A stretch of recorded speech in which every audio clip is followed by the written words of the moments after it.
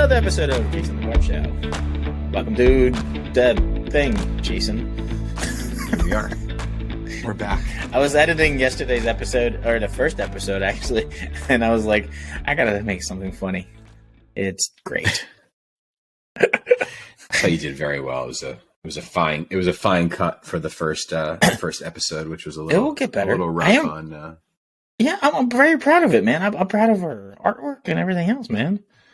Not bad for like 10 minutes of work. I think it looks great. I think if you had some better headshots to work with, we could probably market this. Hey, our headshots are fine, bud. That's right.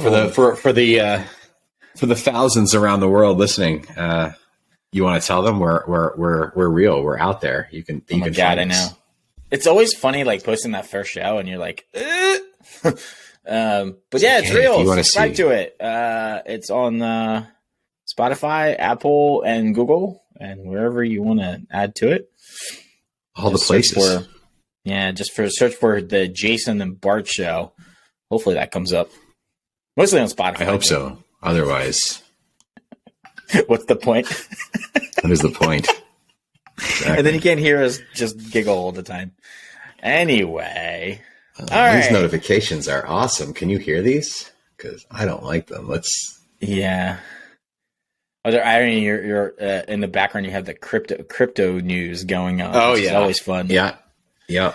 How was your trip? You went to Costa Rica for the Bureau. I did. I was in Costa Rica last week for the Bureau of Digital Owners Camp, which was pretty great. Yeah, what you guys do?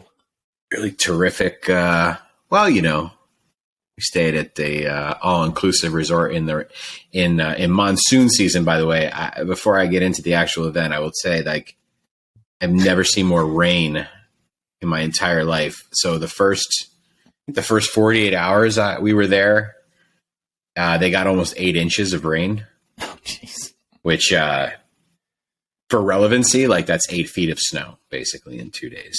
So the equivalent if you're a Northeast person. So yeah, it was pretty intense. It was pretty wet. Got to see monkeys and all kinds of natural wildlife, which was pretty cool.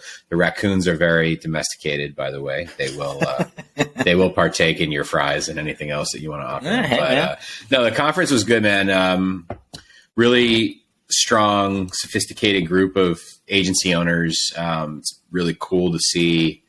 I think that community and just agency owners in general evolving and maturing along with their companies and becoming more sophisticated business people, how they think about their businesses, how they think about growth, how they think about their people. It was good. And as always, I think the breakout sessions are awesome, man. I think, when you can break into smaller groups, you can really kind of drill down into some pretty interesting topics. So, yeah, overall it was good. Paradise. Fantastic. Our love for the Bureau is always good. Yeah.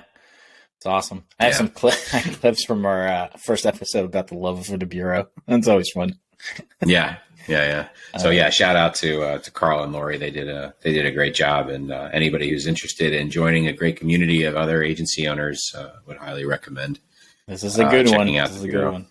Yeah, this morning I actually signed up for the summit and the BizDev camp. It's funny because it's in the same.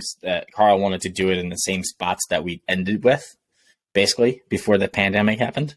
So I went to the summit, which was in New Orleans, and then I went to BizDev camp, which was in Charlestown, which is like Charlestown was the last one. I think they did one more thing, but that was like when we were in Charlestown for BizDev camp, and that's when the news started happening for everything. Yeah. So we basically, I think Carl wanted to start it, and I feel like that's a good way to come back again. Yeah, some nice symmetry there. I'll see you in Charleston for sure. Cool. But all right. Well, today's topic is growth for the sake of growth. Growth for growth's sake. Yeah. No, I think this was an interesting topic that has come up a bit in the last month or so with folks that I've been talking to, and especially at the ownership level. Mm-hmm. When do you bring on a project that looks great on paper, but can possibly cause more damage than good? When are you chasing top line growth, and how do you sort of manage and have those conversations, within your organization so that you're not just growing for the sake of growth with nothing left over when you're done? Right. I mean, at some point in agency life, you have that moment where it's like, for the sake of growth is just not okay. I think in the beginning, when you start off, you take every project you can. You got to kind of put your foothold in there. So you try to do that, especially when you're new and not like multiple agencies or you've been around for a while. Eventually, you don't want to take all the projects on. I saw Richard Banfield just run really good. Yeah, unless you want to be in that world where it's like every project, but at some point that just diminishes the returns on it, right? Yeah, I was just Richard Banfield wrote something on LinkedIn about saying no and saying yes, and I think it was yesterday, and he was basically saying, depends on where you are and right. what your circumstances are. To your point, early on, you're saying yes to a lot, right? Because you've got basics to take care of and all the rest of it. But you can certainly become more selective, I think, as you sort of mature in your offerings and in your business. But a lot of time we get wrapped up in the name, right? The opportunity. Here's an opportunity to work with a brand name that'll look great on our client wall, or here's an opportunity for us to, do this great case study or leverage it for this, that, or the other thing. And I think that there are times where like that's super appropriate as part of your growth strategy. And I think that there are other times where, if you have to be careful because you can wind up burning your team also, right? And when the next opportunity comes in, they have a particular like scarred experience in working with those kind of things. And, as you as the owner, right, you're trying to push the company forward. You are interested in growth. You are trying to push it beyond its current boundaries. And of course, that's your role. But how do you do that responsibly is a big question, I think. Yeah. There's like two thoughts over that. It's just responsibility. But like, I also find sometimes that the logos or the high end things that you think you want to go after, that they sometimes just don't pan out as you think it is, right? It's a struggle. It's a thing. It's like, getting the work and doing the work and struggling with it for the sake of the logo, is that worth it? Or is it doing work for companies nobody's heard of, but they're huge and they do a lot of work and they're going to be the best proponent of you, when you move along, or these people go somewhere else. Like, I feel like there's that balance of like, is the work good, Yeah. And I think we also used to just get very enamored with like budgets, right? Like somebody would be like, we have $1 million budget. And you're like, I'm going to work with you because you've got $1 million budget. But like, are you really doing the math should be like 5? Right. Like how much is going to be left over after your team has worked like $2 million worth of effort over a 6-month period of time, when it should have been, $1 million effort over a 12-month period of time? What does that do to your team? What does that do to the value of your deliverable to the client? What does it do to the client experience? I think a lot of the time, the reality is, to your point, it's less about who and more about, what and how, right? So it's more about like, how do we deliver well, right? So that we're achieving our goals as a company too. Who has that conversation like at Sumo? Like, do you guys, if BD brings in something and it's quite large, and does anybody go, hey, I don't know if we have capacity, or hey, I don't know if we can really handle this, or hey, I think the team is not really prepared? Yeah, I mean, the conversation, like, I'm definitely the one that brings in sometimes like pushing the boundaries of like what we do and how we bring it in. And sometimes I get that, they come back to it, it's like, well, it's probably not a right thing. I was like, well, how about we have a conversation with them first? And that's always the conversation between everybody. Because at the end of the day, I can bring in all the business from every single angle I want, but if that's not in skill set that just doesn't fit, like, I'm okay bringing and pushing them to learn a new skill set. But sometimes it just doesn't fit, or it just doesn't feel or smell right, from a client perspective. Then it's, opinion everybody. end of the day, like, I'm a business owner. Got to make, sometimes you got to push them to do the work. And a lot of times it kind of works out too. Like the work is great and it works. Sometimes you get a dud. Like, it's the same thing with hiring. What I heard to say, Gary Vaynerchuk had this like thing about hiring and stuff like that. It's like, you'll never, like, when you hire, you just don't know, right? When you fire, you actually know what that person is, or like how that person works, right? So like, it's the same thing. You can have every single background and everything else on the client. You won't know till you actually work with them for real, right? Like, you think on the surface that client's be bad, but then all of a sudden you start working with them, they're amazing. And then you're like, and the opposite is true too, right? Like, you're like, I don't know, but we're working with them because we need to bring projects in and do the work. And all of a sudden they become one of the best clients you ever had, right? So like, it's a balancing act of everything. As much as you, in a biz dev role or sales role, you kind of read people and try to figure it out, you just will never know, till you actually do it. Yeah. Yeah, I think you have to figure out how you're going to leverage the relationship too, right? I think, most of the time, if you're working with, the Fortune 500, big brand name, chances are already your margins are probably getting a little bit more squeezed than normal. They've got leveraging on pricing power over you.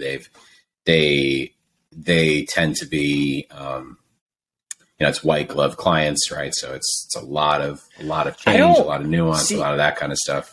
I kind of disagree on that one. We have more trouble with smaller clients than we do with big ones. And then the idea is because, if it doesn't take, they're so used to big vendors and things like that, where sure, you might be white glove, but it's like, you just have to be 1% better than the last guy. You know what I mean? Like, and it's different. Whereas small ones are looking at every single penny there is, so when you throw numbers around with a bigger client, and in my mind, it's like, oh my God, those numbers are big. And for them, they're like, meh, it's easy, right? They just go with it. Where for smaller clients, every number is big. So it's like a fine balancing act for me. I sometimes the bigger client is just easier to work with. That's interesting. I think, yeah, I don't know how to respond to that. I think that, of course, I think you can find examples. I mean, we can both probably find, anecdotal examples of that. But I think one of the things that happens to a lot of smaller agencies is when they get those larger clients, the reality is those clients can dominate their pipeline, can dominate their revenue, can dominate their PMAM time, can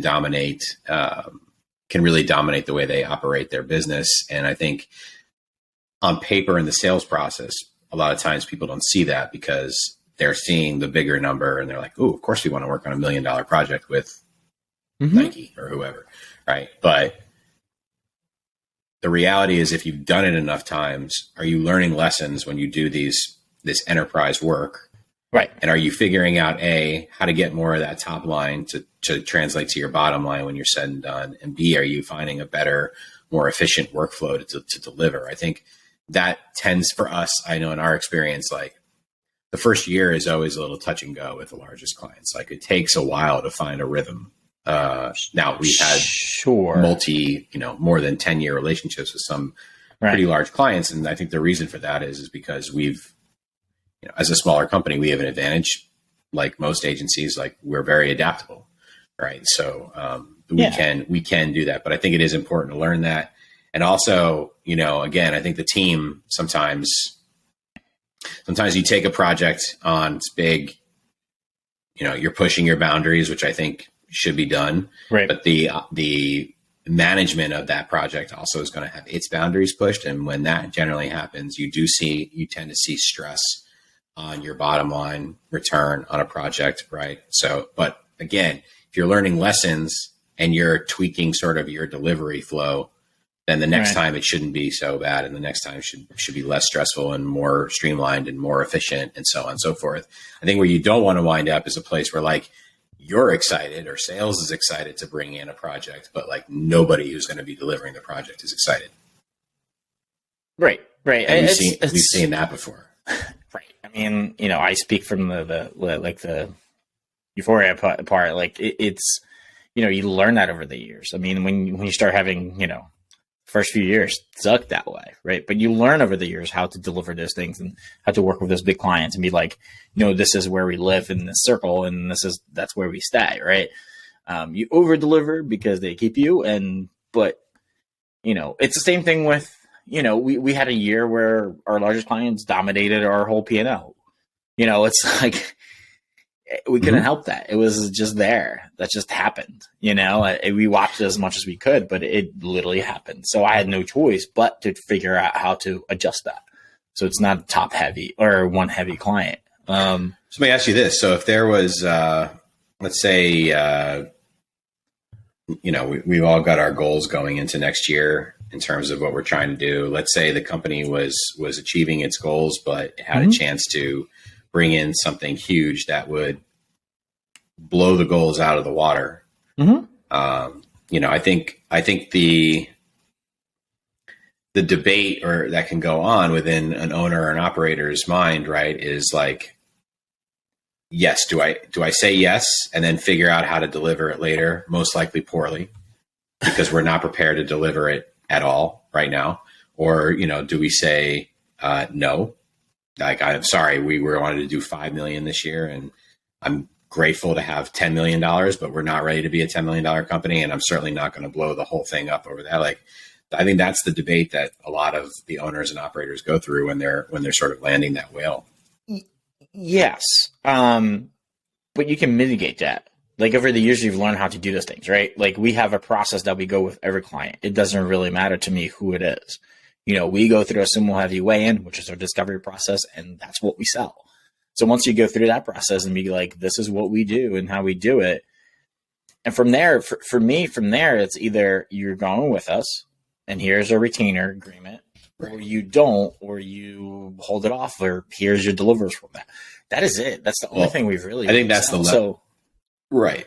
But that's the lesson to take away, right? Is I think a lot of people, they mold themselves into what the client wants them to be. And that usually never works out well in those circumstances. To your point, you hold true to how you deliver things to your clients, no matter really who they are. And either those clients fit into that mold or they don't. And then you work with them if they do. And if they don't, you don't work with them. I think there are people who a lot of times bend that for the big client, for the name, for the budget, for the growth, for the whatever, right? Yeah. And what winds up happening is they go, oh, well, why didn't this work out in the end? Well, it's because you didn't stick to how you deliver a project normally, right? Because those things are ingrained in who you are and how you deliver to your clients. Then if you're going to go about and changing the entire way that you deliver to your clients as a result, I don't know if you can really expect a lot of success that way, especially on large, complex stuff that you're bringing in the door. Yeah, and then this is just the learnings over the years, right? I mean, we're going to be 13 years old next year. Like, it's a lot of years to deal with, right? That's a hard thing, right? To tell an owner who's maybe only been around for 3 or 4 years, like, hey, like, I'm glad that Facebook wants to work with you, but you really should say no.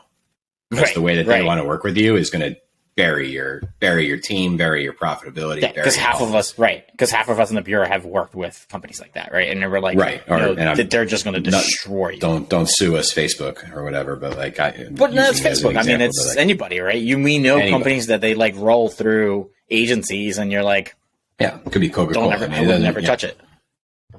Yeah, I mean, your responsibility, like, yeah, I mean, that's a big lesson, right? I mean, for me, your responsibility as an owner is to your people, making sure they're okay, because then they have to deliver. That's it. That's you work for your people, however that is. And then that's. And I think to your point, like, it is similar to hiring. Like, I think sometimes you do want to take on, like, the why you're taking on a client is also important, right? So like sometimes it's about, oh, well, they have a piece of work that we really want to do that will advance us, like from a skill set or an offering perspective for like future clients. Like there may be a sort of swallow the fish moment where you're like, I know I'm not going to do as well on this project.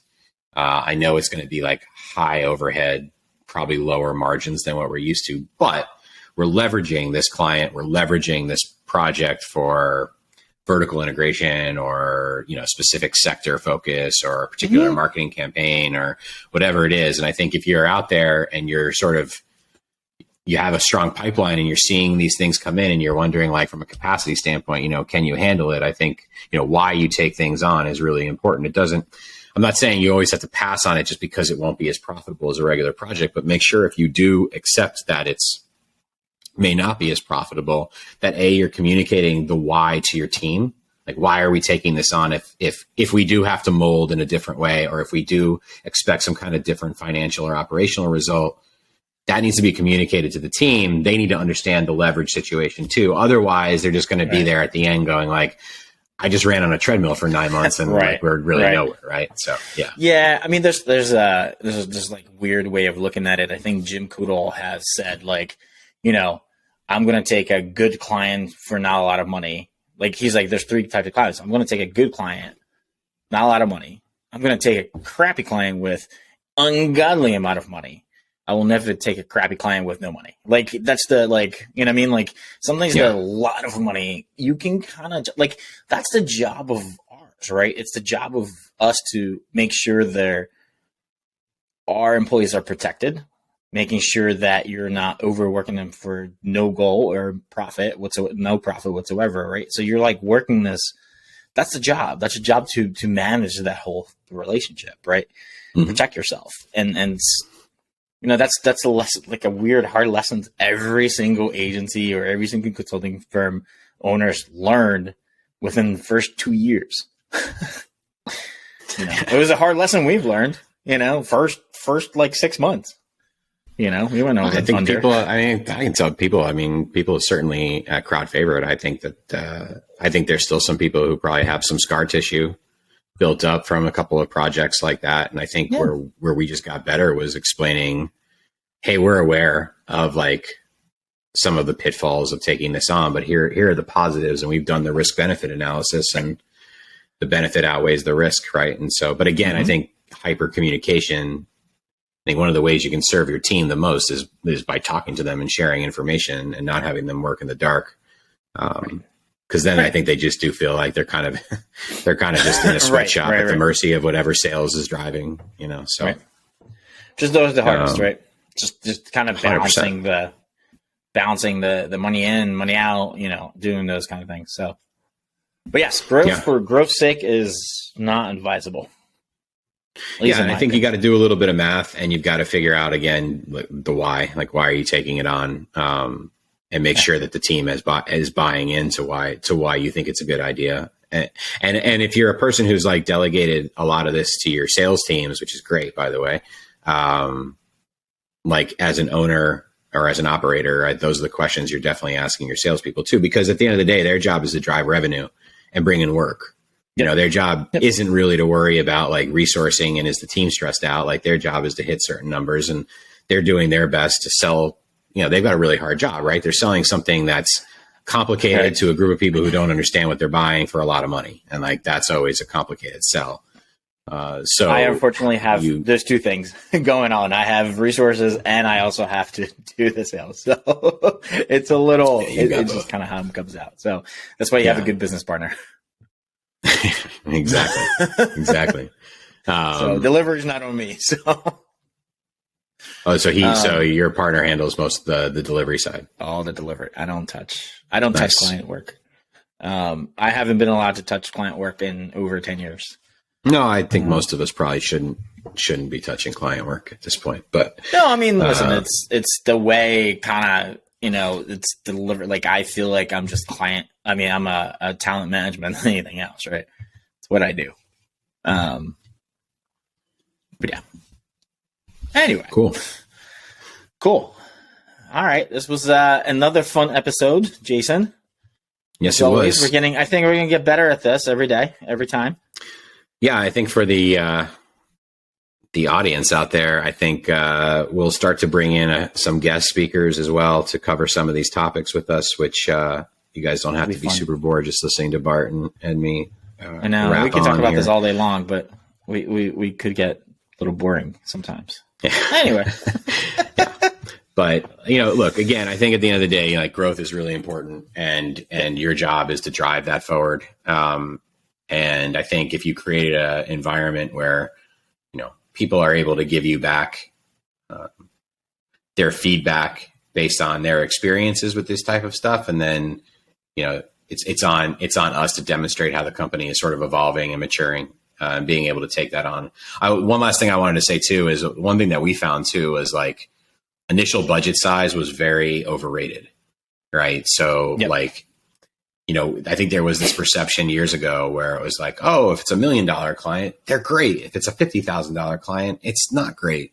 I can't tell you like how many $50,000 clients became $1 million clients, right? So I think, and how many $1 million clients became $50,000 clients? That happens also 100%. Definitely true. And so I think, how you define growth and how, and part of your growth strategy, and really thinking about and being very intentional about the kind of projects, clients, industries you want to work with that you bring in the door. That'll help you with any kind of disruption that comes from that growth. Yep. Yeah. Correct. Cool, man. All right. This was another episode. Thank you so much. All righty. Bye, Jason.